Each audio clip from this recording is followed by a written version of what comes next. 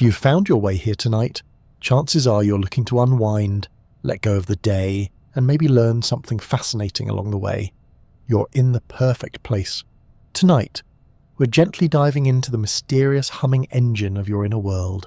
Emotions, those invisible tides that lift us up, knock us sideways, and sometimes leave us inexplicably teary over a sunset or a song from 2004. We're going to explore how your brain feels emotions, not just why you feel things, but how biologically, neurologically, and quite beautifully, your brain turns experience into feeling. Now, I do hope this video isn't too interesting because the goal is to ease you into sleep. But if you find yourself wide-eyed with wonder at 2 AM, just remember, you're not just losing sleep, you're gaining knowledge. Fair trade, right? Before we begin, I'd love to know, where in the world are you tuning in from tonight? And what time is it in your cozy little corner of the universe? Leave a comment below. It's always lovely seeing how far this sleepy community stretches.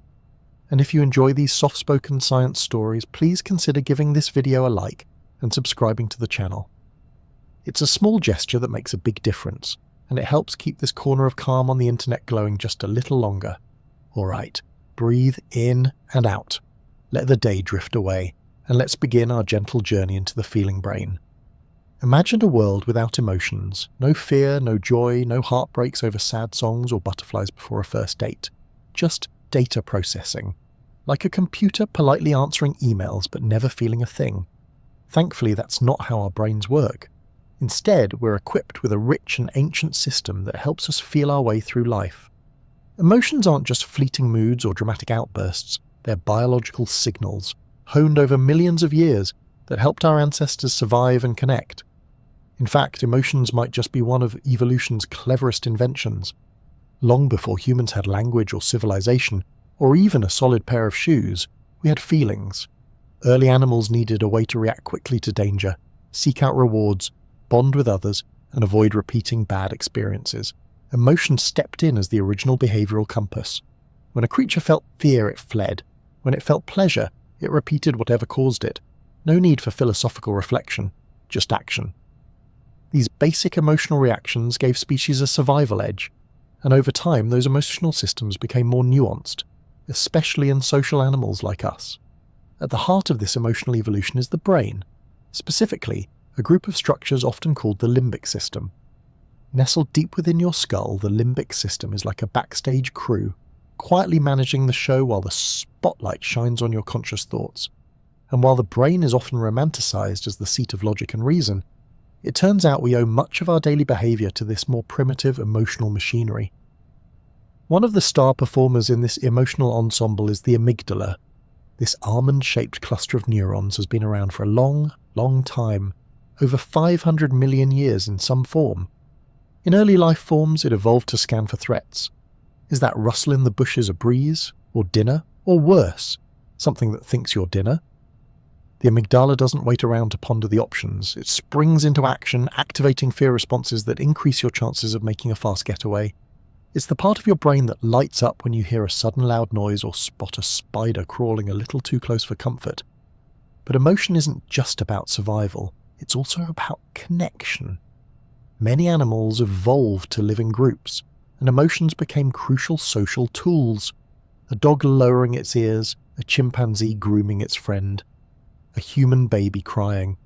All these are emotional expressions that signal needs and intentions. Emotions helped mammals bond, cooperate, and raise their young, increasing the odds that those young would survive. In a way, emotions are evolution's version of social glue. Over time, as brains grew more complex, so did the emotional repertoire.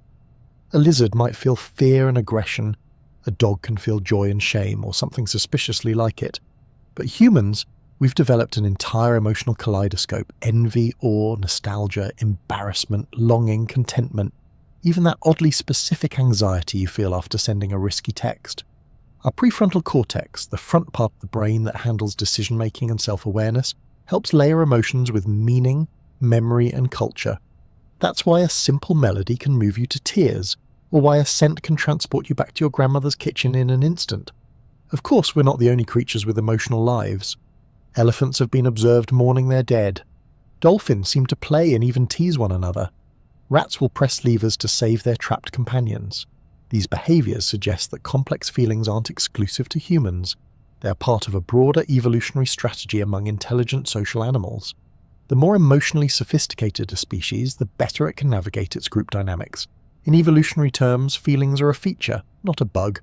Still, our human emotions are wrapped up in layers of language, culture, and reflection. We write songs about heartbreak, build rituals around grief, and experience joy in watching strangers win cooking competitions.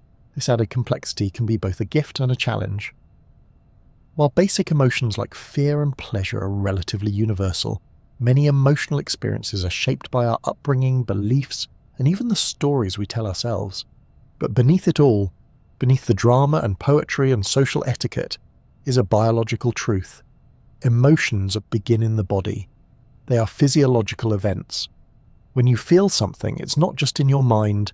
Your heart rate changes, your muscles tense, your pupils dilate, hormones are released. Emotions aren't vague ideas floating through your brain. They're embodied experiences anchored in real physical reactions. Think of it like this. Emotions are your brain's way of sending urgent memos to the rest of your body. Hey, something important is happening. Whether it's danger, opportunity, or connection, the brain responds with a coordinated reaction designed to prepare you. And though we live in a world where most of us aren't running from lions, those ancient systems are still active. That's why a work email marked urgent can make your chest tighten. Your brain is using the same circuitry it developed when urgent meant saber-toothed cat. It's worth noting that while the emotional brain is ancient, it's not clumsy. It's incredibly fast and often incredibly accurate, detecting subtle facial cues, remembering emotional events vividly, and adjusting your behavior based on past experiences. But it does have a downside. Because it prioritizes speed over nuance, the emotional system can sometimes misfire. Think of panic attacks, irrational fears, or disproportionate anger. These are signs that your brain's threat detection system is being a bit too helpful, like an over-enthusiastic security guard seeing danger everywhere. Luckily, humans also evolved the ability to reflect on emotions, to name them, share them, and in many cases, regulate them. That's a uniquely human strength, the ability to feel something, recognize it, and decide how to respond. But even this starts with the basics, with the ancient emotional machinery that kept our ancestors alive long enough to invent poetry and playlists. So next time you feel something, a pang of anxiety, a swell of joy, a quiet sense of calm, remember that you're participating in one of evolution's most powerful inventions. You're not just reacting randomly. You're carrying forward a system built over hundreds of millions of years, tested in wild forests and ancient tribes, and still adapting to modern life with its alarms, emojis, and existential dread. And in case you were wondering, yes, even the feeling of wondering is emotional. It's curiosity, which, delightfully, is also one of the things that makes us most human. Let's venture a little deeper now, into the folds and grooves of your brain, where the real emotional magic happens. Tucked inside that 3-pound jelly-textured marvel are the very structures responsible for the ups and downs of your emotional life. They're not big or flashy, but together they orchestrate the full range of human feeling, from the sudden zing of panic when you miss a step to the gentle warmth of nostalgia when a certain song plays. Welcome to the Emotional Command Center. It's time to meet the crew. Let's start with the amygdala, the brain's emotional smoke detector. You have 2 of them, one in each hemisphere of your brain, and they're about the size and shape of almonds. But don't let their size fool you. These little guys pack a punch. When something emotionally significant happens, especially something that feels threatening, the amygdala is often the first to respond. It's scanning your environment constantly, asking questions like, is that dangerous? Should we be worried? Do I know that face? When it senses something important, it doesn't wait politely for the rest of the brain to weigh in. It hits the alarm. Signals shoot out, your body gears up, and before you know it, your heart rate increases, your breathing changes, and your muscles tense, all before you're fully aware of what's going on. That's why sometimes you jump before you realize what startled you. Your amygdala had already started the party, and your conscious brain is just catching up. Next up, the hippocampus, your memory librarian. While the amygdala's busy deciding what's emotionally important, the hippocampus is quietly shelving everything into long-term storage. But these 2 brain regions are close collaborators, Emotion and memory are deeply linked. That's why emotionally intense events are often the most memorable. You might forget what you had for lunch 3 days ago, but you probably remember where you were during a major emotional event in your life. Interestingly, the hippocampus doesn't just record events, it helps put them in context. It figures out where things happened, when, and what was going on. So when you smell freshly cut grass and suddenly feel 7 years old again, that's your hippocampus connecting the dots between sensory input and emotional memory. Then we have the hypothalamus, the brain's multitasking maestro. While it's not exclusively emotional, it plays a vital role in managing your body's response to emotion. When the amygdala sends out a distress signal, say, you nearly step on a Lego in the dark, the hypothalamus takes over the physical response. It tells your adrenal glands to release adrenaline and cortisol. It boosts your heart rate, dilates your pupils, and gets your body ready for fight or flight. It's a bit like a general calling troops to attention the moment a threat is spotted. Yet the hypothalamus also gets involved in positive emotions, love, bonding, trust. These two are rooted in its realm. It helps regulate the release of oxytocin, often called the love hormone, which deepens emotional connections and plays a big role in parenting, relationships, and even casual affection. Just hugging someone or petting a dog? Yeah, your hypothalamus is quietly stirring the emotional soup. But let's not forget the brain's refined front row manager, the prefrontal cortex. This is the rational, analytical part of your brain, and it's responsible for some very advanced emotional maneuvering. It's where emotional regulation happens, where you calm yourself down, reframe a situation, or talk yourself out of texting your ex. The prefrontal cortex is what allows you to feel an emotion and then think about it. You can analyze your anger instead of punching a wall. You can feel jealousy and decide not to act on it. It helps you weigh long-term consequences, show empathy, and imagine how others feel. It's like having an inner therapist, life coach, and ethics professor all rolled into one. Interestingly, there's often a bit of a tug-of-war between the prefrontal cortex and the amygdala. The amygdala shouts, "Panic," and the prefrontal cortex gently replies, "Let's think this through." In healthy brains, there's a balance between the two. In moments of stress, the prefrontal cortex can step in and de-escalate the emotional surge. But in moments of intense fear or trauma, the amygdala can hijack the system, essentially overwhelming rational thought in favor of raw emotion. This is sometimes called an amygdala hijack, and it explains why people sometimes act out in ways they later regret. The brain was in survival mode, not decision-making mode. There's another fascinating player in this emotional cast, the insula. It doesn't get the same press as the amygdala or prefrontal cortex, but it's crucial for interoception, your brain's ability to sense what's happening inside your body. Ever felt butterflies in your stomach, a racing heart, or a lump in your throat? The insula is part of the system that registers those internal sensations and ties them to your emotional state. It's the bridge between physical feeling and emotional awareness. In many ways, the insula is why emotions feel felt. It transforms physiological changes, sweaty palms, fluttery guts, into conscious experience. It's one thing for your heart rate to rise, it's another to feel nervous because of it. That's the insula quietly making your inner world visible to your conscious mind. We also need to talk about the anterior cingulate cortex, a mouthful of a name for a brain region involved in empathy, error detection, and social evaluation. It's the part of your brain that lights up when you see someone else in pain, emotional or physical, and feel a version of it yourself. It's also involved in regulating emotions and managing social conflict. Essentially, it helps you navigate the complex emotional terrain of being a human among other humans, which, let's be honest, can sometimes be emotionally messy. What's incredible is how tightly all these regions work together. The emotional brain isn't one neat room with a single function. It's more like a network of interconnected spaces where messages are constantly being relayed, interpreted, modified, and returned. It's dynamic, adaptable, and deeply influenced by your past experiences, current state, and even your expectations.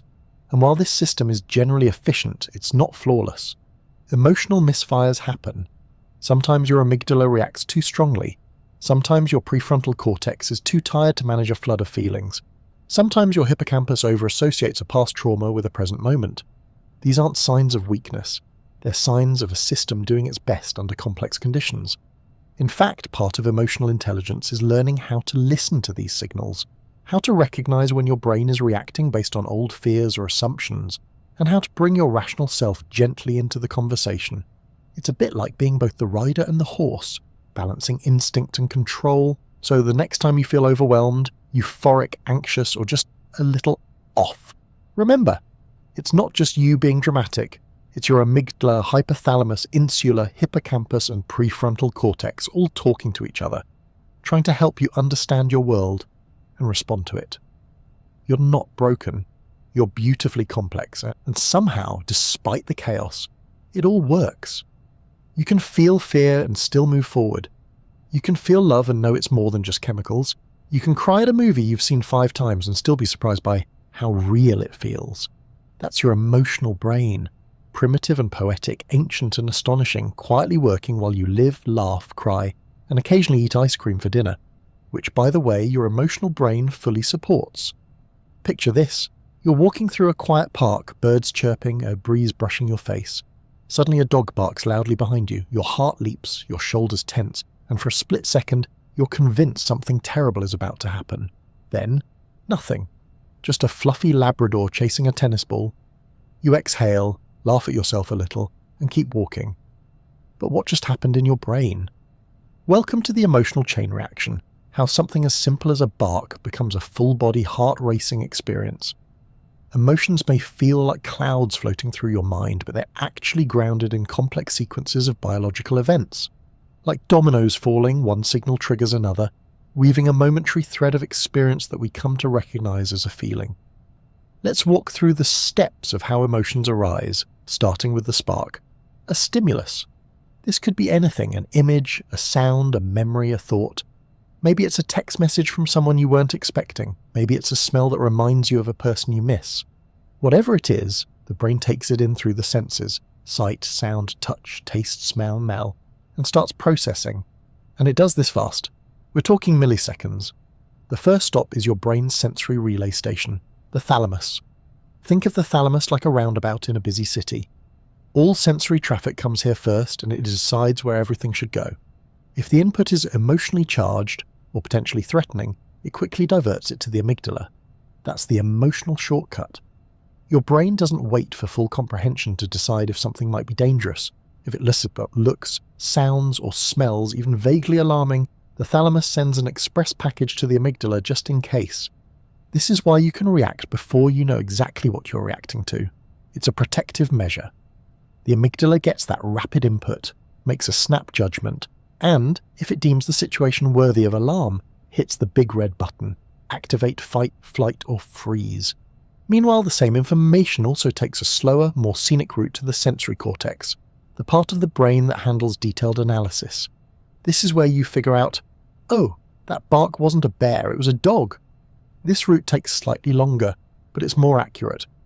That's why you may jump at the sound, then calm down a second later. Your emotional brain reacts first. Your thinking brain follows with the clarification. Now, once the amygdala has been triggered, it doesn't stop with just raising awareness. It activates the hypothalamus, which, as we saw earlier, is your brain's command center for physical response. This kicks off a cascade of hormonal releases via the autonomic nervous system, specifically the sympathetic branch, which revs up your body to prepare for action.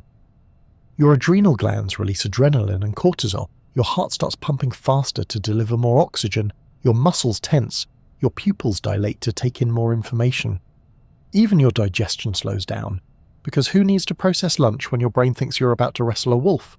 All of these physiological changes happen fast and without your permission. They're automatic, built-in, and mostly out of your conscious control. That's what makes emotions feel so intense. Your entire body gets involved. You don't just think you're scared, you feel it. From your racing heart to your sweaty palms. This whole body experience is what makes emotions so powerful and sometimes so overwhelming. And it's not just fear that follows this chain reaction. Take joy, for example. Let's say you get an unexpected compliment. Your brain registers it, processes it through language centers, and your reward system kicks in. Specifically, your ventral tegmental area, VTA, and nucleus accumbens light up, areas associated with pleasure and reward. They release dopamine, the feel-good neurotransmitter, and suddenly you feel a little glow.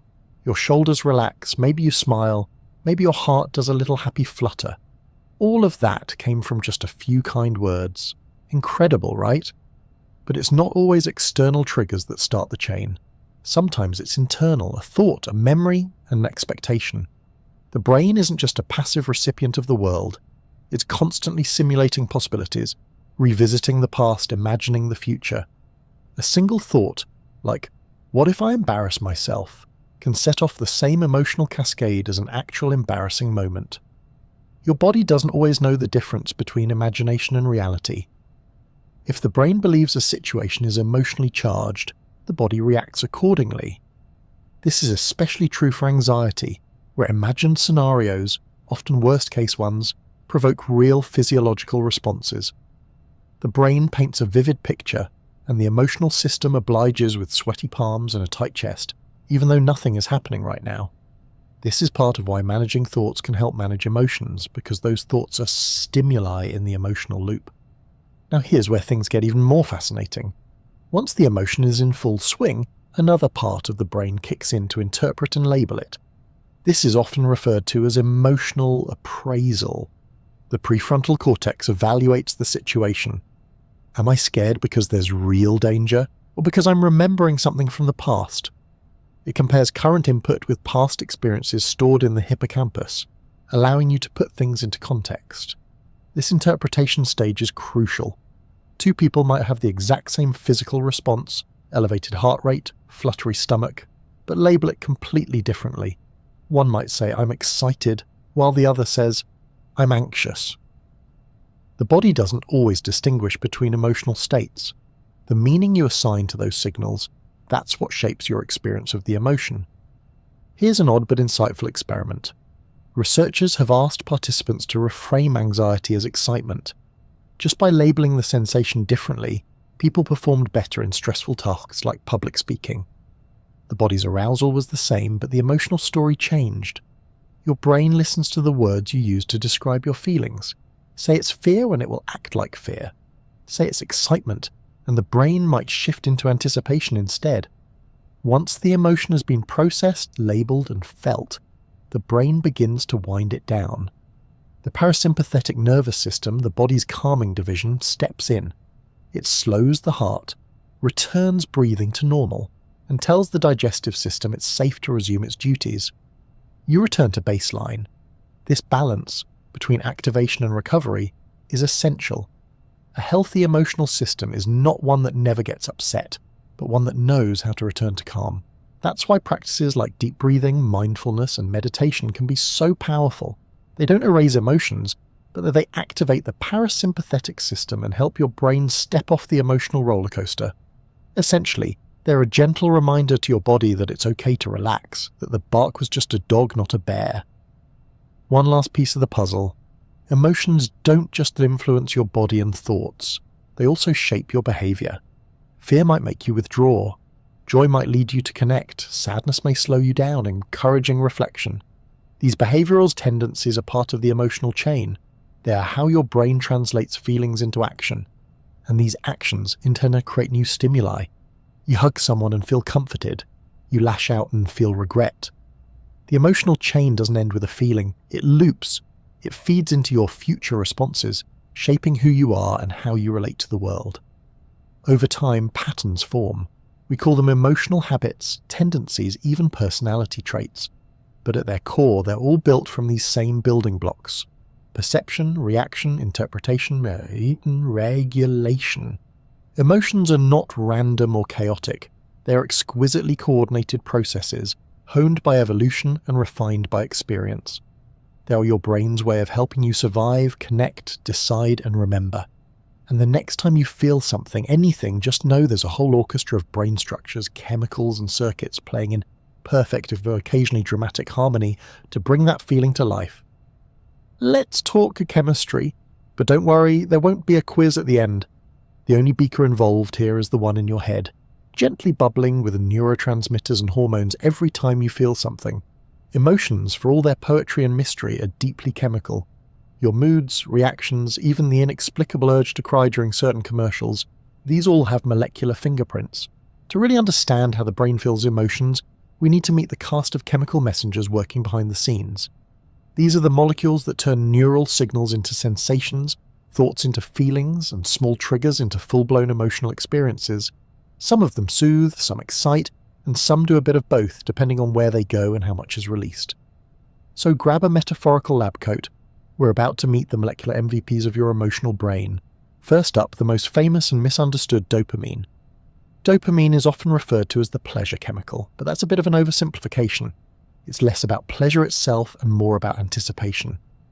When you see something you want, whether it's a slice of cake, a text from someone you like, or the next episode of your favorite show, dopamine levels rise. It motivates you to pursue rewards. It says, hey, that thing looks nice, go get it. The brain's mesolimbic pathway, sometimes called the reward pathway, is central to dopamine's effects. When dopamine flows along this circuit, it reinforces behavior by making it feel good. That's why habits form. If you do something and it results in a dopamine hit, your brain remembers and encourages you to do it again.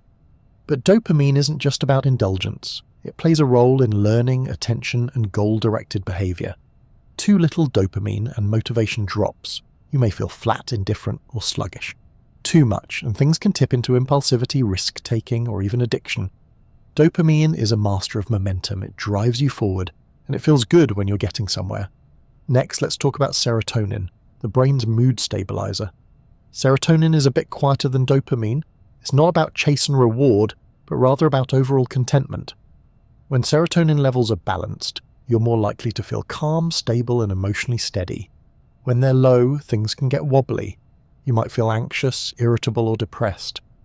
Most of the body's serotonin, about 90%, is actually produced in the gut. Yes, your intestines are something of a second brain. The gut and brain are in constant communication via the gut-brain axis, which is why emotional states can affect digestion, hello nervous stomach, and why poor gut health might impact mood. It's also why a warm bowl of soup or a well-timed snack can be surprisingly comforting. Serotonin helps regulate sleep, appetite, mood, and memory. It's the reason why exposure to sunlight can improve your mood, light boosts serotonin production, and why some antidepressants work by increasing serotonin levels in the brain. Think of serotonin as emotional scaffolding. It doesn't create strong highs, but it helps prevent you from sinking too low. Then we have oxytocin, the so-called love hormone. It's released during hugs, touch, eye contact, and moments of trust. It's especially active during childbirth and breastfeeding, promoting bonding between mother and baby. But oxytocin doesn't stop there. It also flows when you pet your dog, hold hands with a friend, or feel deeply connected during conversation. Oxytocin is nature's way of saying, hey, you're safe, you belong, oh, some more. It fosters closeness and cooperation. And interestingly, it works both ways. It's released in the person giving affection and the one receiving it. This mutual feedback loop helps reinforce social bonds and trust. Of course, oxytocin isn't always hearts and rainbows. It can also enhance in-group loyalty and out-group suspicion. In other words, it helps people bond, but sometimes only with the people they consider part of their group. Like many things in the brain, oxytocin is powerful, but context matters. Now let's add a little spice to the mix with adrenaline and cortisol, the dynamic duo of stress. Adrenaline, also called epinephrine, is your body's emergency broadcast system. When something suddenly threatens your safety, adrenaline floods your system. Heart rate spikes, airways open, energy surges. This is the famous fight or flight response. Your body gears up to either defend itself or run like the wind. Adrenaline is fast, released by the adrenal glands within seconds of a stressor. It sharpens your senses and boosts physical performance. Great for escaping predators or for narrowly avoiding a rogue shopping cart in a supermarket parking lot. Cortisol, on the other hand, is slower acting but longer lasting. It's released in response to ongoing stress and helps mobilize energy by increasing blood sugar and suppressing non-essential functions like digestion and reproduction. Cortisol helps you push through challenges, stay alert, and remain on edge when the situation demands it. But here's the catch. While adrenaline and cortisol are life-saving in a crisis, they are not meant to be switched on all the time.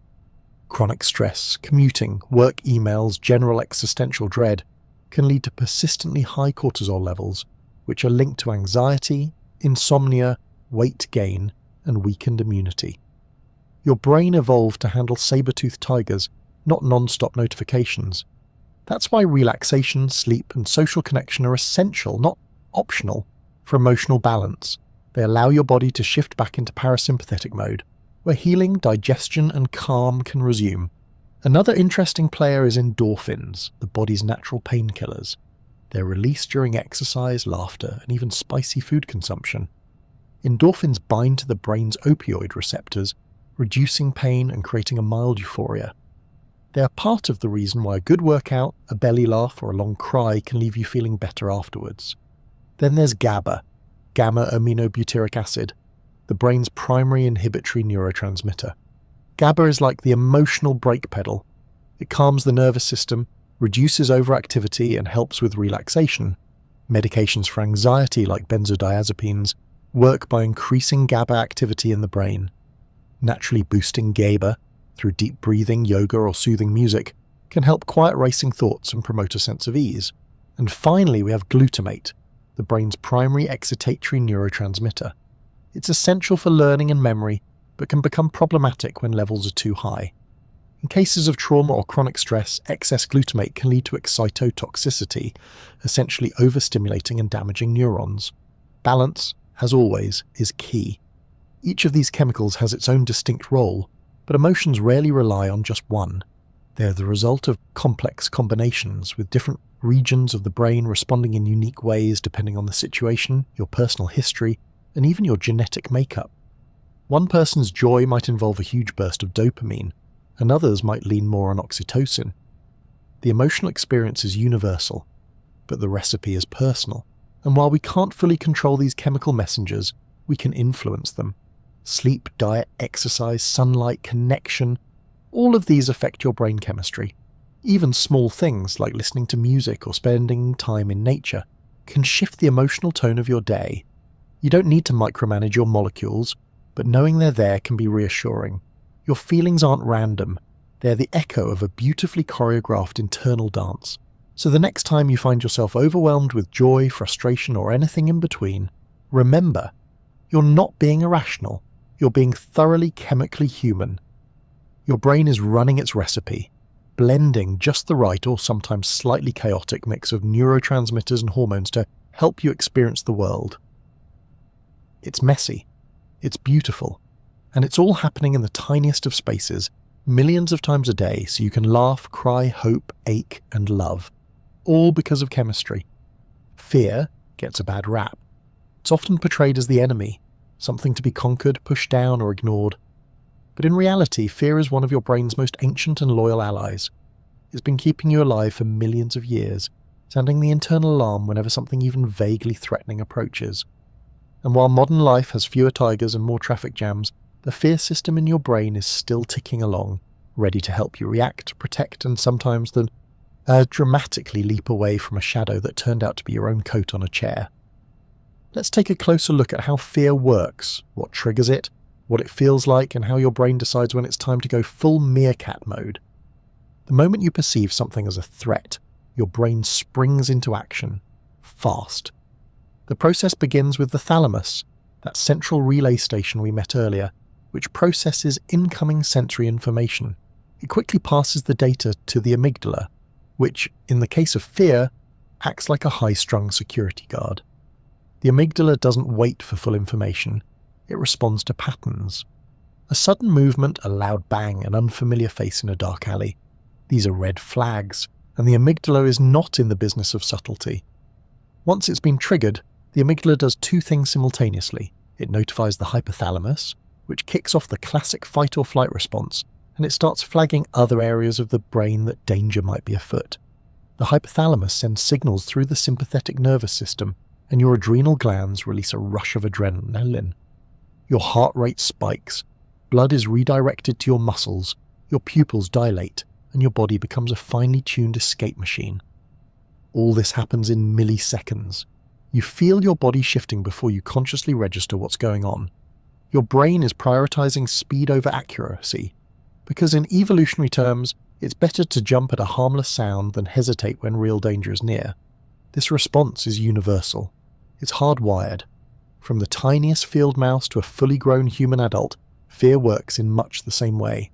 And it's incredibly useful. Fear protects us. It's the reason we avoid heights, snakes, deep water, and oncoming traffic. It keeps us cautious around hot stoves, wary in unfamiliar places, and slightly suspicious of emails with subject lines like, "Urgent, verify your bank details." But fear isn't just physical, it's deeply emotional and sometimes even existential. Humans have developed an expanded fear repertoire that goes far beyond immediate threats. We can fear rejection, failure, loneliness, embarrassment, change, the future, and even success. Unlike a rabbit that flees when it hears rustling, we humans can fear ideas, and we can fear things that haven't even happened yet. That's because of the prefrontal cortex, the brain's more contemplative region. It allows us to imagine, project, and analyze future scenarios. In one sense, it's incredibly useful. We can plan, prepare, avoid danger, and learn from past mistakes. But it also means we can get caught in loops of worry. What if this goes wrong? What if I say the wrong thing? What if I trip on stage, forget my words, and fall into a large decorative plaint? This is where anxiety begins to diverge from fear. Fear is usually a response to a clear, immediate threat. There's a spider in your bed. Anxiety is the anticipation of a threat that's less clear, or not happening right now. What if there's a spider next time you pull back the covers? In both cases, the amygdala is active. But in anxiety, the prefrontal cortex plays a bigger role, imagining scenarios and feeding them back into the emotional system. And your brain, in its infinite eagerness to protect you, takes those imagined threats very seriously. It doesn't always distinguish between what's happening and what might happen. So even though you're just lying in bed, your body might respond as though danger is already here. Racing heart, tight chest, tense muscles. It's not just in your head. It's in your brain, your body, your chemistry, completely real. But here's the good news. Because fear is a biological system, it's also one we can learn to understand and even gently rewire. The hippocampus, the brain's memory center, plays a big role in how we learn fear and how we unlearn it. When a frightening event happens, the hippocampus records the details, what happened, where, and when. This helps us avoid repeating dangerous situations, but it can also overgeneralize. If you were once embarrassed during a presentation, your brain might associate all public speaking with humiliation, even if the original event was minor. This is why exposure therapy, a technique used to treat phobias and anxiety, can be so effective. By gradually and safely reintroducing someone to the feared situation, the brain learns that the situation isn't inherently dangerous. The amygdala becomes less reactive, the hippocampus updates its files, and the prefrontal cortex gets more confident at saying, "Hey, we've been here before, it's okay." Of course, not all fears are so easily soothed. Trauma, especially when experienced early or intensely, can leave lasting imprints on the brain. The amygdala may become hyperactive, the hippocampus may struggle to properly contextualize the memory, and the prefrontal cortex might find it harder to regulate the emotional response. This is why traumatic memories can feel so vivid even years later. They bypass the rational brain and go straight to the emotional core.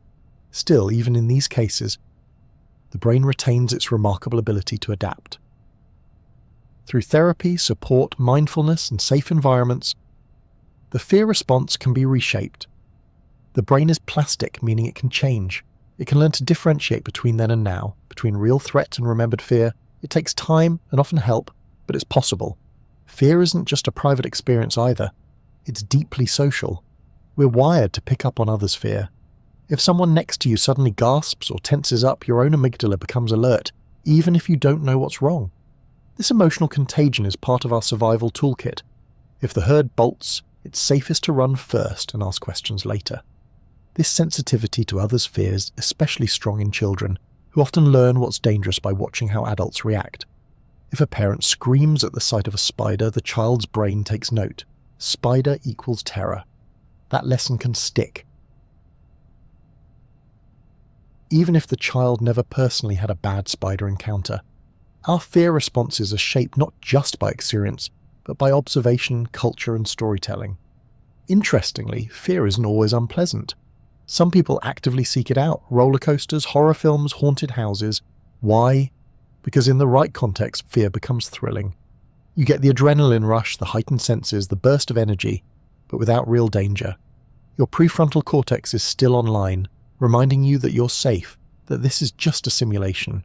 It's a carefully controlled emotional fireworks show, and for many it's exhilarating. That's fear at its most fascinating. A deeply physical, deeply human response that can both protect and excite us. It's uncomfortable, yes, but it's also functional, informative, and, when understood, surprisingly wise. Your fear is trying to tell you something. Maybe that you need to take caution. Maybe that you're stepping out of your comfort zone. Maybe that something matters to you. So next time your heart races and your breath quickens, pause before trying to push the feeling away. Thank your amygdala. It's doing its job. Then let your prefrontal cortex weigh in. Is the danger real? Is it imagined? Is it something you can face, learn from, maybe even grow through? Fear isn't weakness, it's a signal. A call for awareness, protection, sometimes courage. And while it may come with shadows and jitters, it also comes with strength. The kind that helped our ancestors survive, helped you learn, and helps us still to rise to the occasion, one heartbeat at a time. Let's shift gears. We've spent time with fear, the loud, flashing siren of the emotional world. Now, let's wander into the golden light of something much softer, joy. That warm rush when you hear your favourite song, the sudden lift in your chest when someone smiles at you unexpectedly, or the inexplicable delight of perfectly crispy toast on a lazy Sunday morning. Joy doesn't need a grand entrance. It tiptoes in, lights up the room, and sometimes slips away before you've had the chance to say thanks. But where does joy come from? How does the brain feel happiness, laughter, or love? And why are these feelings so hard to hold on to, even though we chase them so much of the time? Let's begin, as always, with the brain itself. While fear may be dominated by the amygdala and fight or flight responses, joy draws on a more collaborative circuit of brain regions, particularly those involved in reward, connection, and emotional regulation. Chief among them is the mesolimbic dopamine pathway, a name that sounds complicated but is essentially your brain's pleasure highway. When you experience something rewarding, a delicious meal, a compliment, a hug from someone you care about, dopamine is released. But here's the twist. Dopamine doesn't just flood your system when the good thing happens. It actually spikes in anticipation of the reward. That's why looking forward to vacation can feel almost as good as the vacation itself, or why the moment just before you open a gift feels especially sparkly. Your brain is wired to enjoy wanting as much as it enjoys having. That reward circuit is centered around the ventral tegmental area, VTA, and the nucleus accumbens. These regions process pleasure, motivation, and reinforcement. When they're activated, you feel energized, uplifted, and inclined to repeat whatever just made you feel that way. And this is no accident. Evolution made rewards feel good so we'd keep doing things that promote survival, eating, bonding, socializing, caring for others. But joy isn't just about personal gratification, it's also about connection. That's where oxytocin comes in again. This hormone, released during moments of touch, eye contact, or emotional closeness, helps create feelings of trust and intimacy. It binds people together, not just romantically, but in friendships, families, even fleeting social exchanges. That warm feeling when someone remembers your name, or when you laugh until your sides hurt with a friend, that's oxytocin at work, gently reminding you that you belong. Another ingredient in joy's neurochemical cocktail is serotonin. It often shows up in moments of contentment or well-being, the soft glow of satisfaction rather than the thrill of excitement. Unlike dopamine, which is goal-oriented and active, serotonin is more about feeling balanced and emotionally secure. When serotonin levels are healthy, joy becomes easier to access. When they're low, even pleasant things might not spark much emotion. Then there's endorphins, the body's natural painkillers and mood boosters. These chemicals are released during exercise, laughter, music, dancing, even eating chocolate. Ever heard of a runner's high? That's endorphins helping you float past your limits with a euphoric afterglow. And laughter? That's basically the brain's emotional stretching exercise. It releases tension, improves circulation, and floods the system with feel-good chemicals. No wonder it feels so restorative. Let's not forget the prefrontal cortex, especially its left hemisphere, which research has shown is more active during positive emotional states. This part of the brain helps you reflect on joyful experiences, remember them fondly, and even seek them out again. It adds context and narrative, turning a fleeting moment into a meaningful memory. But if joy is so biologically rewarding, why doesn't it last longer? Why do happy moments fade while stressful ones seem to stick? That's partly due to what psychologists call the negativity bias. From an evolutionary standpoint, remembering bad experiences was more useful for survival than remembering good ones. The brain evolved to prioritize threats, to learn from them and avoid them in the future. So while joy feels amazing, fear and pain tend to leave a deeper mark. You might clearly recall the one criticism you received, even if it was buried among 10 compliments. This doesn't mean the brain is working against joy. It just means we have to be more intentional about holding on to it. That's where practices like gratitude, mindfulness, and savoring come in. These aren't just trendy wellness buzzwords. They're backed by science. When you pause to notice and appreciate something joyful, your brain strengthens the neural connections associated with that feeling. You're teaching your brain, hey, this matters, remember this. Even something as simple as writing down 3 good things that happened during the day has been shown to improve mood over time. That's because your brain is learning to scan for joy, not just danger. Joy also tends to be contagious. Mirror neurons in your brain activate when you see someone else smile or laugh. That's why comedy shows add laugh tracks, or why seeing someone else tear up can make you emotional too. The brain is a deeply social organ. It feels with others, reflects their emotions, and draws strength from shared joy. But let's talk about love. Arguably the most powerful form of joy. Love is not just one emotion, but a blend. Attachment, empathy, comfort, anticipation, even a little fear of loss. It activates reward circuits and oxytocin networks, but also taps into the deeper, more reflective parts of the brain. Love makes you feel safe and alive. It's one of the most enduring sources of joy because it ties together the personal and the social, the me and the we. Romantic love, parental love, platonic love. They each have their own emotional signature, but they all rely on the brain's ability to bond, trust, and see value in others. And while love can certainly be complicated, at its core it's one of the most profound joys we're capable of feeling. Of course, like all emotions, joy is dynamic. It comes and goes. You can't hold on to it forever, and trying to do so often backfires. Ever tried to enjoy something too much and ended up ruining it? That's the prefrontal cortex trying a little too hard to wrangle the experience. Sometimes the best joy is the one that sneaks up on you, unplanned, unforced, like sunlight slipping through a window when you weren't looking for it. So how can we invite more joy into our lives without chasing it away? We can start by noticing small things, the way your favorite mug warms your hands, the sound of rain tapping on the window, a funny memory that bubbles up for no reason. These micro joys are all around, waiting for our attention. We can also connect with people, animals, music, nature. Joy thrives in relationships, not just with others, but with the world itself. And finally, we can let joy be enough, even if it's brief, even if it's simple.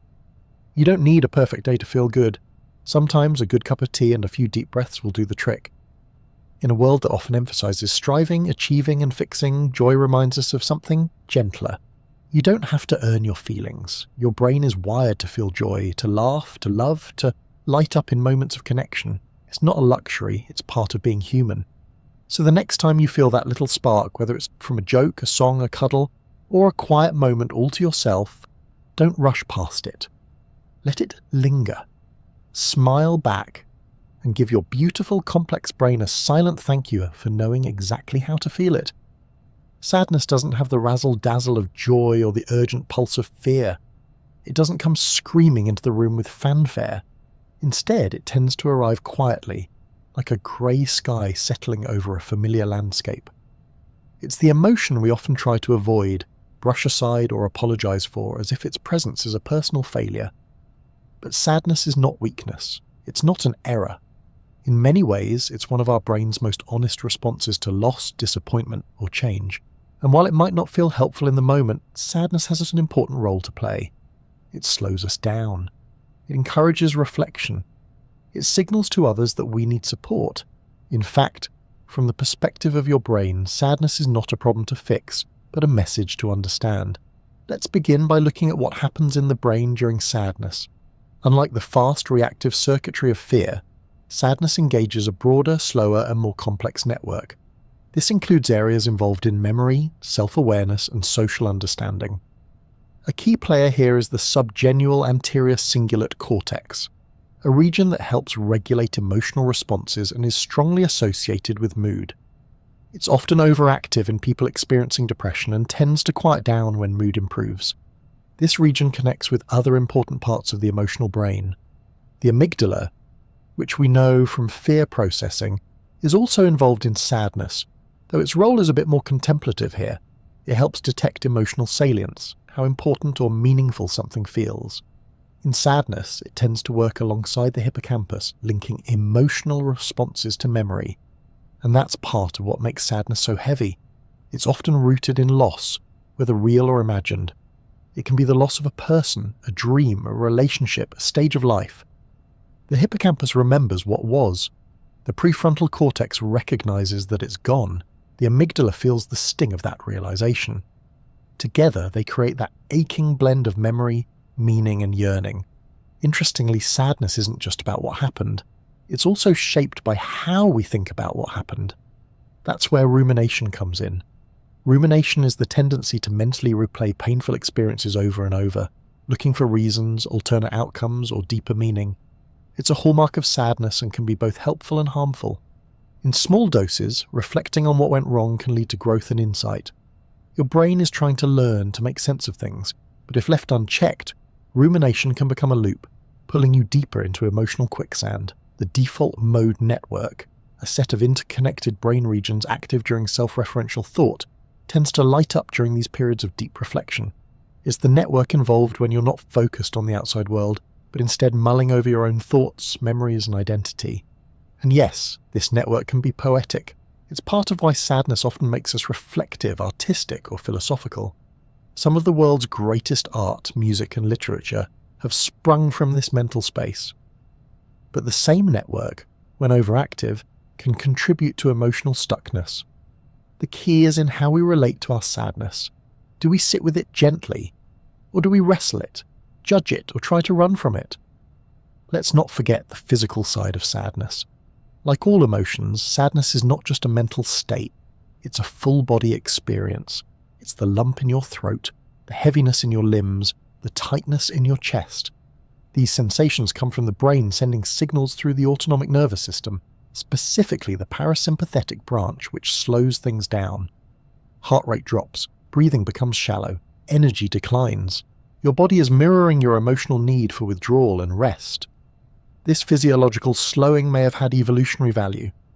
In times of emotional pain or social loss, slowing down might have signaled to the group that something was wrong, inviting comfort and care from others. Humans are deeply social creatures, and sadness has always had a communicative function.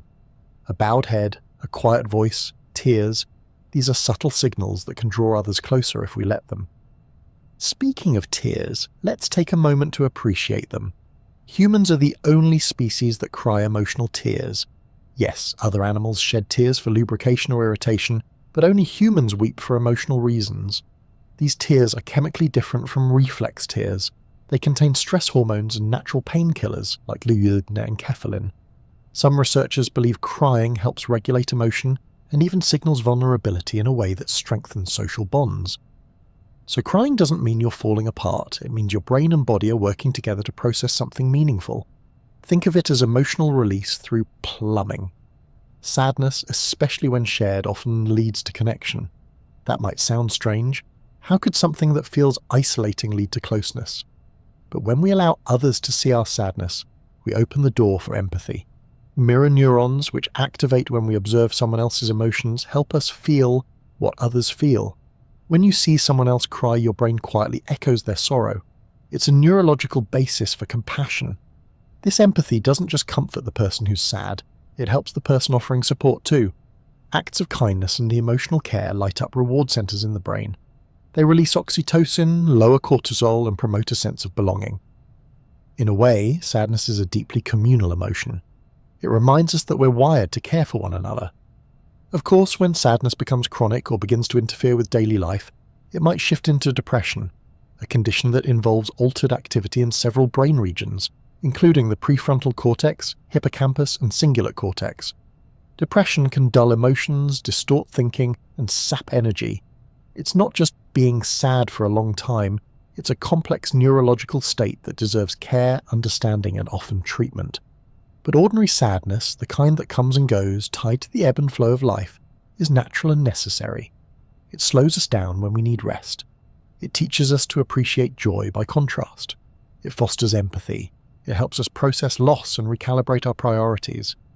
Sadness can also be strangely beautiful. There's a Japanese aesthetic called wabi-sabi, which finds beauty in imperfection, impermanence, and the quiet melancholy of life. Sadness, in this sense, is not something to be erased. It's something to be honoured. It deepens our experience, softens our edges, and reminds us that we care, that we've loved, that something mattered. And maybe that's the most important lesson of all. Sadness exists because we form attachments. To people, to moments, to hopes. It arises when those attachments are challenged or broken. It's not a malfunction, it's a reflection of your humanity. So if you're feeling sad, whether over something small or something life-changing, know this: your brain is not broken. It's doing what it's meant to do. It's remembering, reflecting, feeling. Let it. You don't have to fix it right away. You don't have to explain it or justify it. Just breathe, rest, and let the feeling move through. Like all emotions, sadness is a visitor, not a permanent resident. And when it leaves, it often leaves behind clarity, softness, and space for something new. In the meantime, be gentle with yourself. Your brain is working hard, processing, integrating, healing. Even in sadness, you are growing. Even in sorrow, your emotional system is whispering. You're alive, you're human, and you are not alone. Anger is one of the most misunderstood emotions out there. It's often treated like an unruly guest. Loud, unpleasant, best kept outside. But anger, like all emotions, has a purpose.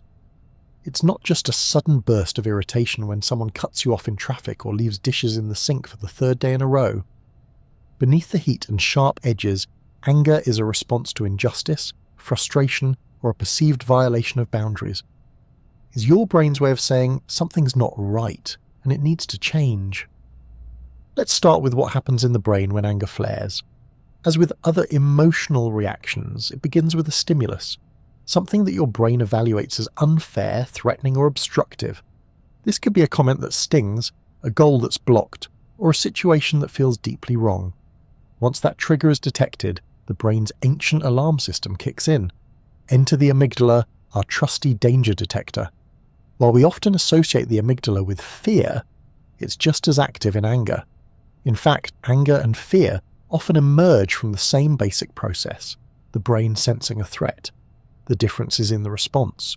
Fear says retreat. Anger says advance. Where fear might make you freeze or flee, anger prepares you to confront, to act, to assert yourself. When the amygdala is activated by a perceived offence, it communicates with the hypothalamus, which then signals the adrenal glands to release adrenaline and noradrenaline. Your heart races, your blood pressure rises, and your muscles tense. You're primed for action. This is the sympathetic nervous system at work, revving you up for a possible confrontation. Your brain is preparing you to fight, not necessarily with fists, but with words, posture, or presence.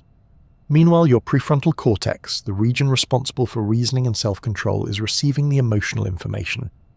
Ideally, it evaluates the situation, applies context, and helps modulate your response. But here's the catch. When emotions run high, the prefrontal cortex can be temporarily hijacked. If the anger is intense enough, rational thought gets shoved into the back seat. This is what we call an amygdala hijack, when your emotional brain takes the wheel and your thinking brain just has to hang on until the storm passes. That's why people sometimes say things in anger they don't mean, or act in ways they later regret. The emotional system is reacting faster than the rational one can keep up.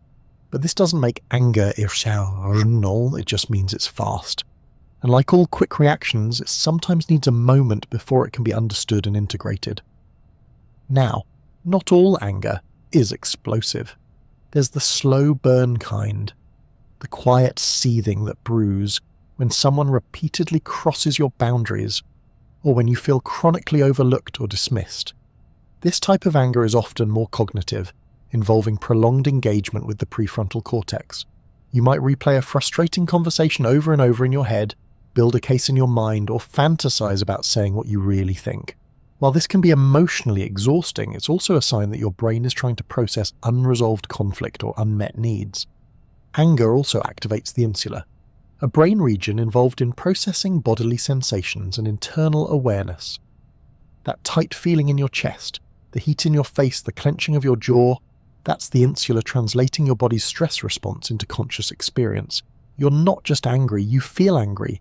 And don't forget the anterior cingulate cortex, which helps detect social errors and regulate emotional conflict. It helps you recognize that something about the situation is unfair or inconsistent. This is especially relevant in moral anger, the kind you feel when you witness injustice, cruelty, or dishonesty. This isn't just a personal slight. It's a broader, values-based reaction that says, this shouldn't be happening.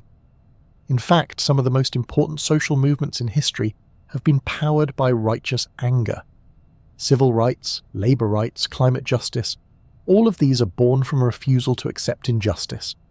Anger can be transformational. It alerts us to violations of our values and energizes us to protect what matters. It's not inherently destructive, it's directional, pointing to where something needs to change. Of course, how we handle anger makes all the difference. Unregulated anger, especially when chronic, can lead to health issues like hypertension, anxiety, and poor sleep. It can damage relationships, hinder communication, and isolate us from support. This is especially true when anger becomes reactive aggression, a defensive response where the goal is to harm or control. In these cases, the amygdala is running the show and the prefrontal cortex needs some serious reinforcements. But anger doesn't have to explode to be harmful. It can simmer beneath the surface, showing up as passive aggression, sarcasm, or emotional withdrawal.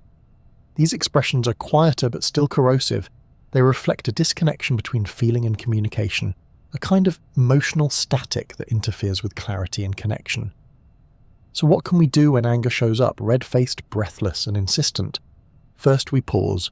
Just a few deep breaths can activate the parasympathetic nervous system, helping to lower your physiological arousal. This gives the prefrontal cortex time to re-engage, allowing you to assess rather than react. Next, we name it. Studies show that labeling emotions, simply saying I'm angry, can reduce their intensity. It creates a bit of distance between you and the feeling, giving you more room to maneuver. Then we investigate. What's beneath the anger? Is it hurt, fear, frustration? Often anger is a secondary emotion layered on top of a more vulnerable state. For example, when someone ignores your needs, the underlying feeling might be sadness or rejection. But anger arrives to protect you. Finally, we express it, constructively. This might mean setting a boundary, having an honest conversation, or channeling your energy into writing, movement, or activism. The goal isn't to suppress the anger, but to use it as information. What is this feeling asking of me? What needs to be protected or healed? There's also great value in cultivating self-compassion during angry moments. Anger can bring up shame, especially if you were taught that expressing it is wrong or dangerous. But shame only clouds the emotional signal. If you can meet your anger with curiosity instead of judgment, you begin to understand it. And in understanding, you gain choice. On the flip side, recognizing anger in others is just as important.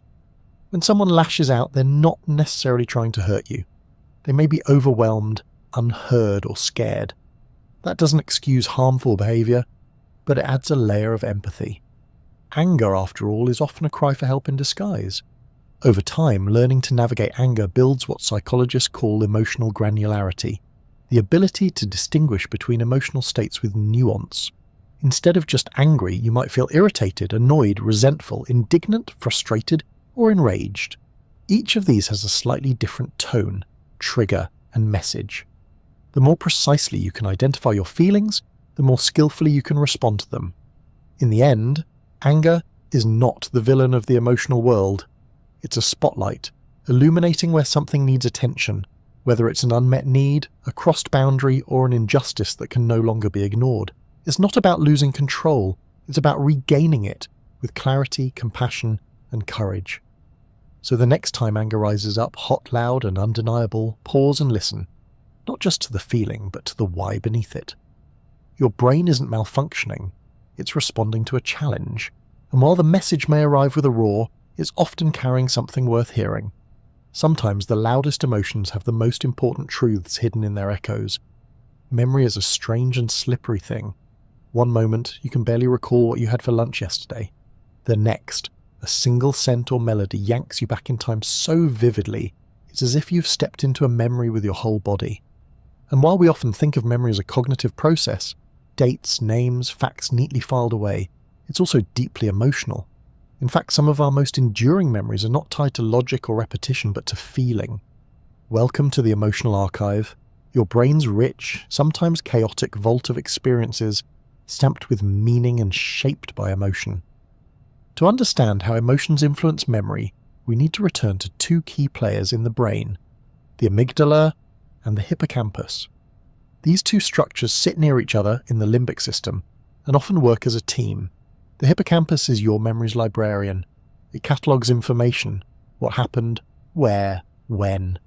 The amygdala, on the other hand, acts like the editor, tagging memories with emotional significance.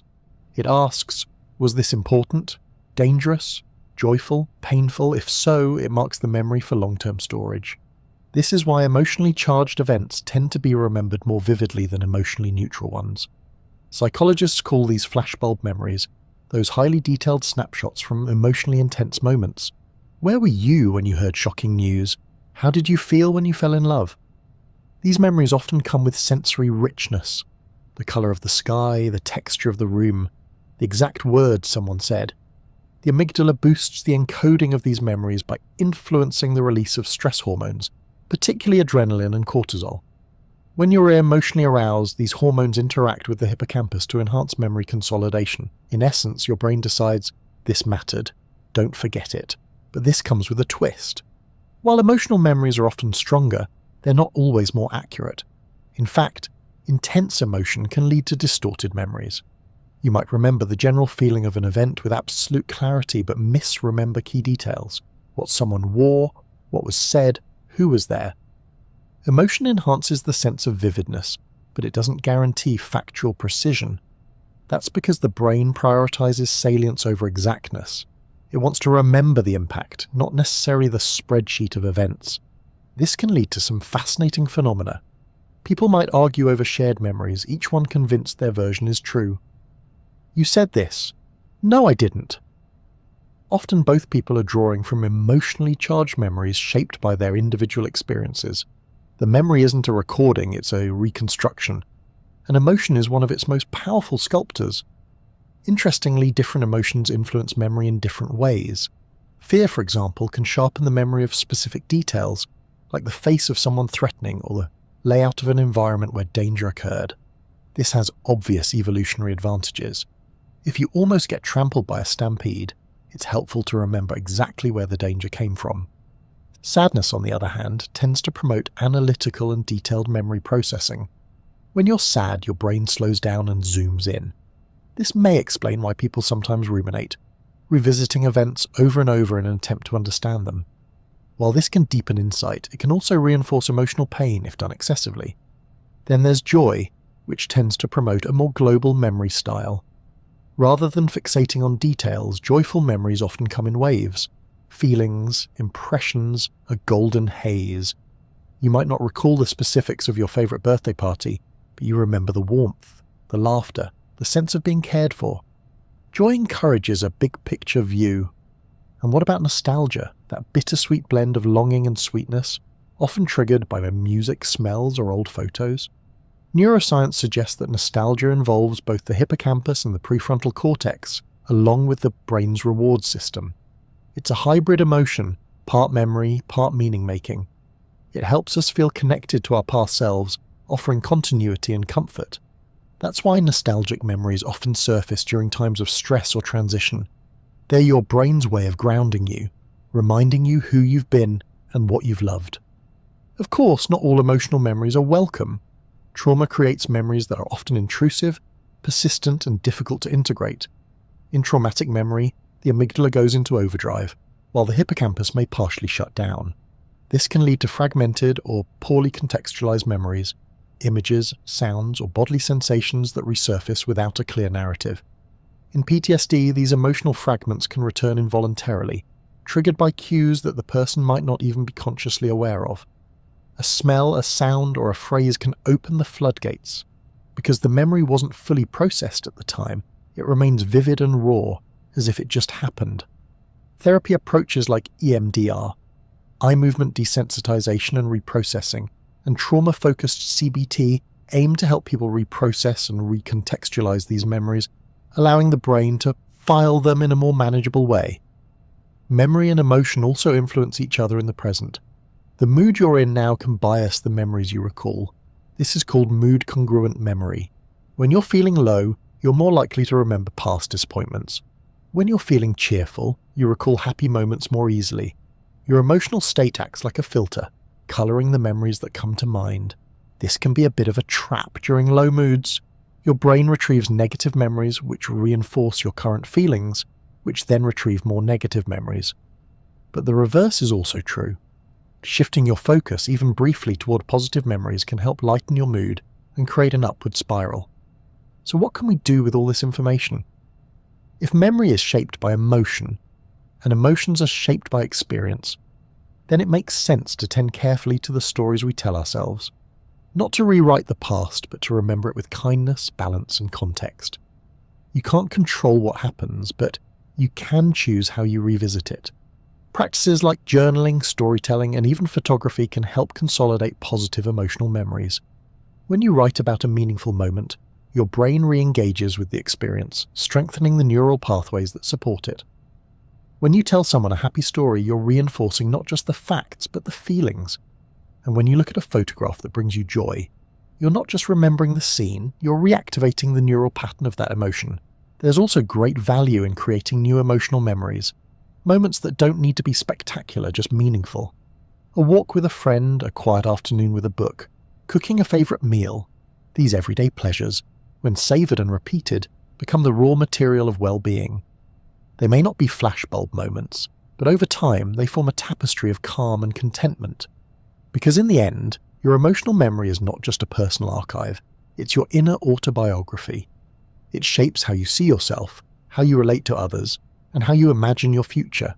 And while you can't control every chapter, you can become an active editor. You can choose to revisit kindness, reframe pain, and return again and again to what makes life feel meaningful. Your brain, ever loyal, will remember. If emotions are storms, then emotional regulation is your umbrella, raincoat, and weather radar all in one. It's what helps you ride out the downpour without getting drenched, or at least without yelling at a stranger just because you missed your bus. Emotional regulation isn't about suppressing or avoiding feelings, it's about managing them wisely, so you can respond to life with intention, not just reaction. The human brain is wired to feel deeply, but also to regulate those feelings. This balancing act is one of the great marvels of the mind. It allows us to feel grief without collapsing, anger without harming, and joy without becoming reckless. So let's dive into how the brain learns to breathe through its emotions, what parts are involved, how it develops, and how we can get better at it with practice. At the center of emotional regulation is the prefrontal cortex, specifically the dorsolateral prefrontal cortex and the ventromedial prefrontal cortex. These areas are responsible for planning, decision-making, impulse control, and perspective-taking. In emotional situations, they act like internal moderators, checking in with other regions, like the amygdala, insular, and anterior cingulate cortex, and deciding whether to pump the brakes or give the green light. When your amygdala flares up in response to a perceived threat, say your boss sends you an email that just says we need to talk, your prefrontal cortex steps in. It assesses context, evaluates evidence, and helps determine whether this is a real emergency or just your brain catastrophizing. If it's functioning well, it soothes the amygdala's fire and helps you respond more thoughtfully, rather than sending a panicked reply or mentally packing your desk. This process isn't instantaneous, and it doesn't always work smoothly, especially in moments of high stress, fatigue, or trauma. Emotional regulation is a skill, not a switch. And like any skill, it develops over time. In fact, children's brains are still learning how to regulate emotions well into adolescence and even early adulthood. That's because the prefrontal cortex is one of the last regions to fully mature, not reaching full development until around age 25. This is why toddlers have meltdowns over broken crackers, and teenagers sometimes respond to mild criticism as if it were the apocalypse. Their emotional brains are in high gear, but the regulation systems are still under construction. As we grow, we hopefully learn strategies to manage emotions more effectively. Psychologists group these strategies into two broad categories: antecedent-focused and response-focused. Antecedent-focused strategies happen before the emotion fully kicks in. These include situation selection. choosing environments or interactions that are less likely to trigger distress. Example, avoiding the cousin who always starts political debates at dinner. Situation modification, changing aspects of a situation to make it more manageable. Opening a window during a tense conversation, turning on soothing music before a stressful task. Attentional deployment, shifting your focus away from distressing stimuli, looking out the window instead of at your phone while waiting for medical results. Cognitive reappraisal, reframing the way you interpret a situation. This is one of the most powerful tools we have for regulating emotion. Cognitive reappraisal deserves a special spotlight. It's your brain's way of telling a different story, one that changes how you feel without denying what happened. For example, instead of thinking, "That person ignored me because they hate me," you might reframe it as, "They seem distracted. Maybe they're having a tough day." This shift doesn't erase your feelings, but it can soften them, reduce distress, and help you stay grounded. Neuroscience backs this up. When people use reappraisal strategies, their prefrontal cortex becomes more active and their amygdala activity decreases. It's like watching your brain talk itself down from the ledge. Response-focused strategies, on the other hand, happen after the emotion has already arrived. These include suppression, trying to hide or inhibit emotional expression, smiling through gritted teeth. Distraction, temporarily shifting focus to something unrelated, watching a funny video after a stressful day. Relaxation techniques, using breath, body, or movement to calm the nervous system. Deep breathing, progressive muscle relaxation, or gentle yoga. Suppression is a tricky one. It might help in the short term, say staying composed during a public presentation, but over time, chronic suppression can take a toll. It increases physiological stress, reduces memory for emotional experiences, and can lead to emotional numbing. The brain doesn't just mute the bad stuff, it mutes the good stuff too. That's why acceptance-based strategies are gaining traction in psychology. Approaches like mindfulness and ACT, acceptance and commitment therapy, encourage you to observe your emotions without judgment. You don't have to like what you're feeling. You just have to notice it and allow it to be there, like watching clouds drift by. This stance of gentle curiosity can help reduce reactivity and open up space for more flexible responses. Another key ingredient in emotional regulation is interoception, your ability to sense internal bodily states. The insula, as we explored earlier, helps you track things like heartbeat, breath, tension, or that odd flutter in your stomach. People with strong interoceptive awareness often regulate emotions more effectively because they can detect subtle shifts and respond early, before the emotion becomes overwhelming. For example, if you notice your shoulders tightening and your breath shortening, you might realize, I'm getting anxious. That awareness gives you the chance to step back, breathe, and recalibrate. Without it, you might only realize you're anxious after you've stormed out of a meeting or eaten a loaf of bread. Social factors play a huge role too. Emotional regulation isn't just an internal process, it's deeply relational. We learn how to manage feelings through interactions with caregivers, peers, and communities. This is known as co-regulation. A parent soothing a crying child, a friend holding space during heartbreak, a partner calming you down with a steady voice. All of these shape how your brain learns to self-soothe later on. Even as adults, we regulate better with others. A text from someone you trust, a hug, a shared laugh. These aren't just emotional comforts. They're neurological recalibrations. Human brains are social, and we're not meant to do all this regulating alone. Over time, with awareness and practice, emotional regulation can become more natural. But it's never perfect, and it's not meant to be. Emotions are supposed to be felt. The goal isn't to eliminate them or control them like a robot. The goal is to develop enough skill, insight, and compassion that we can ride the waves without drowning. Some days that means using your breath to stay calm during a difficult conversation. Other days it means watching a sad movie and having a good cry. Emotional regulation isn't about always being calm, it's about knowing when to step back, when to lean in, and when to ask for help. And the more we understand how our brain handles emotion, the more we can support it, through sleep, movement, connection, reflection, and kindness. So the next time you feel your emotions rising, whether it's irritation, grief, joy, or something unnamed, pause for a moment. Notice the signals. Take a breath. You don't need to fix it, just listen. Your brain is not misbehaving, it's doing its job, processing, adapting, protecting, learning. and with a little help from your prefrontal cortex and a lot of patience, you're learning too. Emotional regulation isn't about bottling the storm, it's about learning to sail. Emotions are often thought of as private affairs, internal storms or sunrises that happen quietly behind our eyes. But in truth, they are anything but solitary. Emotions are social. We catch them from one another like colds. We read them in faces before a single word is spoken. We feel them shift in a room, even without knowing why. At every level, from biology to behavior, our emotions are wired into our relationships. This is the story of the social brain and how we feel together. To understand how emotions operate socially, let's begin with one of the most fascinating discoveries in neuroscience: mirror neurons. Found in the premotor cortex and other parts of the brain, mirror neurons fire both when you perform an action and when you observe someone else performing that same action. That means watching someone smile activates, in a small way, the parts of your brain involved in smiling. If you see someone stub their toe and wince, your brain winces too. You feel a trace of their pain in your own body. These neurons are thought to be part of the neurological basis for empathy, our ability to understand and share the feelings of others. Empathy isn't just a virtue, it's a system, deeply embedded in the human brain. It allows us to live in families, tribes, and societies. It helps us predict behavior, comfort loved ones, cooperate in groups, and build trust. Without empathy, we'd be brilliant but isolated, thinking machines without true connection. Empathy comes in two main forms: affective empathy, which is feeling what someone else feels, and cognitive empathy, which is understanding what someone else feels. The first is more emotional and automatic, often involving the amygdala and insula. The second is more deliberate and involves the prefrontal cortex and areas linked to theory of mind, our ability to imagine the inner worlds of others.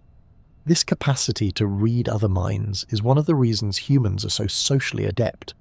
We don't just react to what people say, we react to how they seem. A raised eyebrow, a sigh, a subtle shift in posture. Our brains pick up these cues constantly.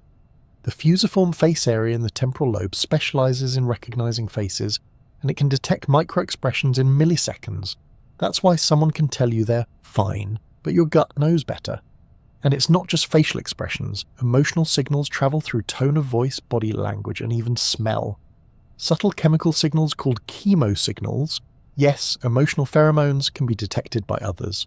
Research shows that people can smell fear or stress in sweat samples, and that these chemosignals can influence the emotions of the person who detects them.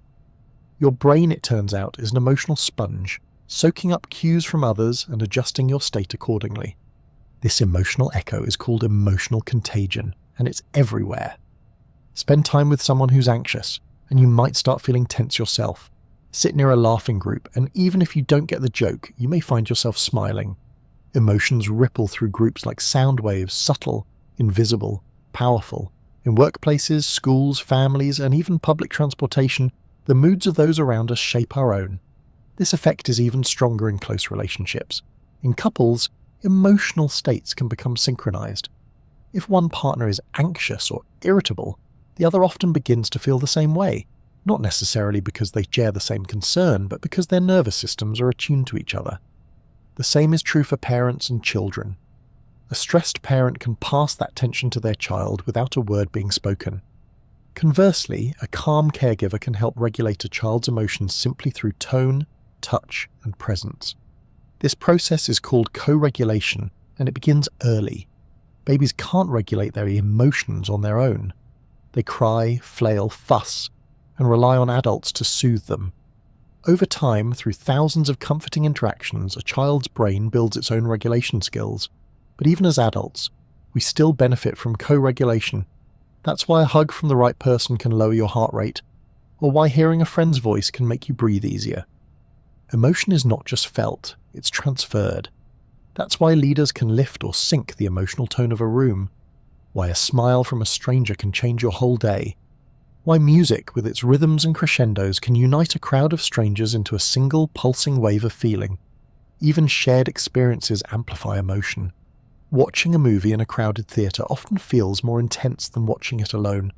Cheering at a concert, mourning at a funeral, celebrating the win.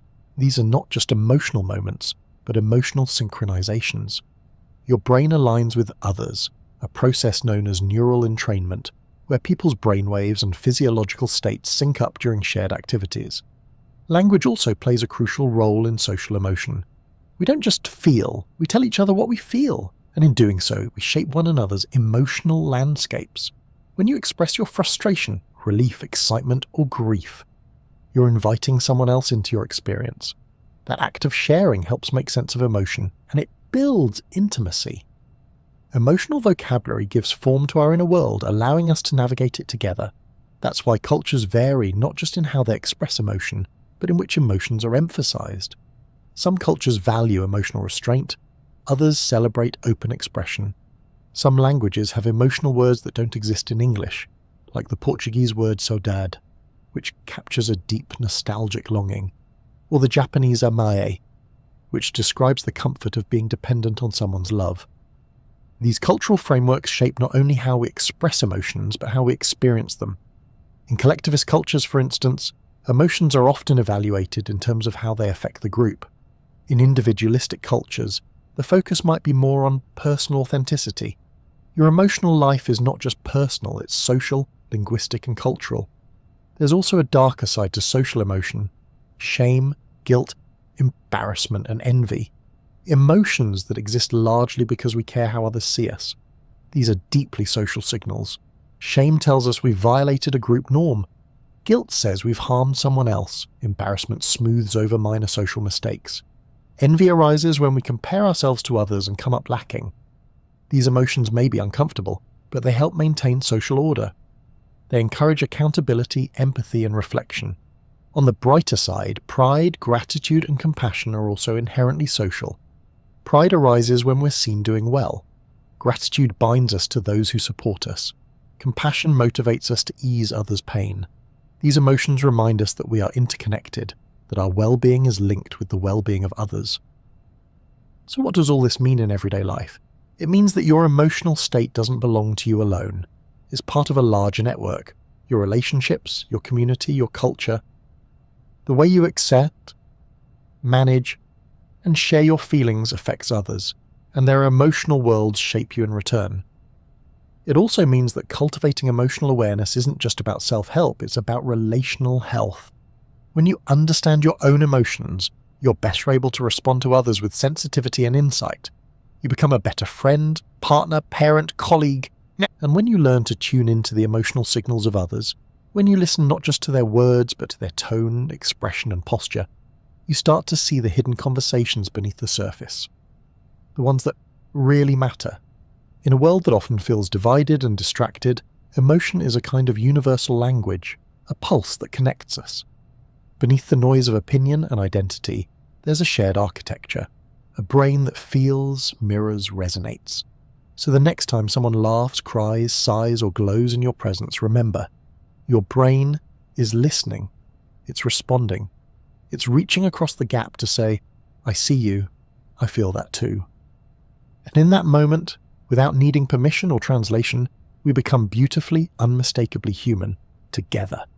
And so we've wandered through the quiet corridors of the emotional brain, past the alarms of fear, the warmth of joy, the weight of sadness, and the fiery flare of anger. We've peeked into the chemical messengers that carry our feelings, the memories they sculpt, and the ways our minds learn to breathe through emotional storms. Along the way, we've seen how our emotions aren't just solitary experiences, but shared ones, echoing between brains, across rooms, and through time. And if there's one thing to take with you as you drift toward rest, it's this: your emotions are not random. They are not flaws. They are messages. They're signals, shaped by evolution and fine-tuned by your experiences, designed to help you survive, connect, learn, and grow. You are not too sensitive, you are not overreacting, you're alive, and your brain is doing exactly what it was built to do: feel deeply and feel together. And what a beautiful thing that is. So as you settle in for sleep, I'll gently return to the questions we began with. Where are you listening from tonight? And what time is it? Wherever you are, let me know in the comments. It's always lovely to see how far this little community stretches and how many brains are quietly winding down together across the world. And if this video brought you a bit of calm, curiosity, or comfort, please consider giving it a like and subscribing to The Sleepy Scientist. It helps this peaceful corner of the internet keep glowing softly, one gentle video at a time. Until next time, sleep well, feel gently, and trust the quiet wisdom of your emotional brain. Good night.